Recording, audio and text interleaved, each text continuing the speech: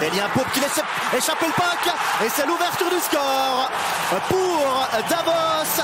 Après 10 minutes et 58 secondes de jeu. C'est Mathias Tedenby qui marque son 7e but de la saison. On pensait tous qu'Elien Pope avait bloqué la rondelle. Et ce puck qui a échappé au gardien jurassien du HC Bienne entre les jambes. Regardez là le puck. Il va retomber derrière.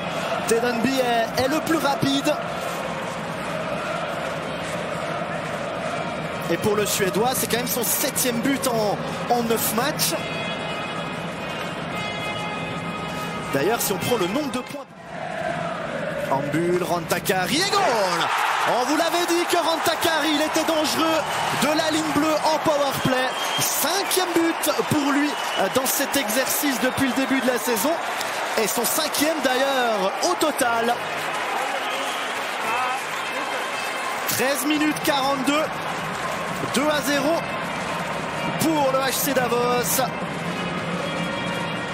Mais alors quel boulet de canon là, envoyé par le défenseur Rantakarri. Ouais, je crois qu'il n'y a rien à faire là pour Elien Pope. La zone du tir est défenseur Lindgren qui n'arrive pas à se retourner. La reprise et c'est le 3e. Et c'est le 3e pour les Davosiens, marqué par Marc Vizère. 35 minutes et 21 secondes de jeu. Davos 3, Bienne 0. Et les Biennois qui ont eu leurs occasions pour revenir à 1-2. Et Davos qui enfonce le clou.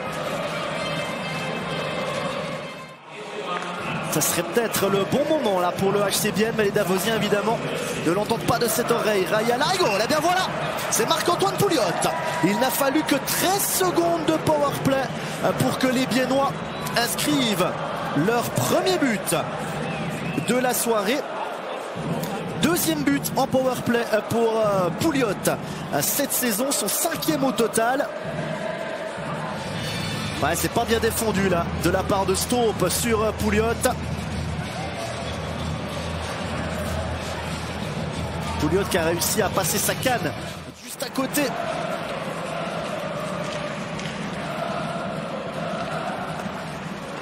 Et encore un tiré goal. Et c'est le 4e à 61 secondes de la sirène.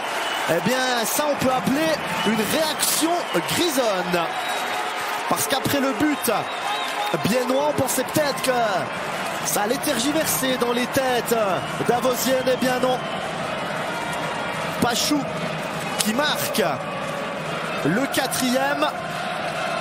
Il est bien seul là, Pachou, tire du poignet. Elien Pope qui est masqué.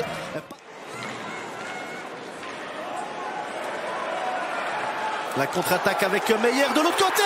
Et c'est le 5e. Et c'est le 5e pour les Davosiens alors que Jason Fuchs n'est pas content.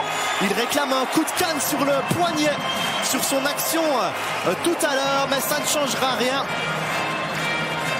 44 minutes et 35 secondes de jeu.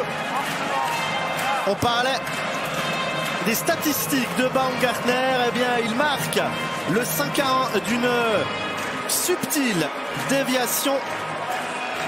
54 minutes 35 et d'autres alors qu'il reste 1 minute de pénalité contre Herzog.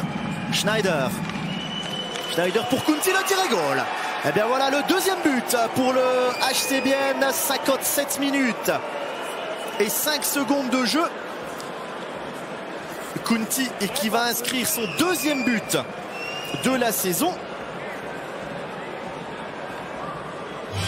Et les Biennois qui auront mis leurs 2 réussites en supériorité numérique. Ouais.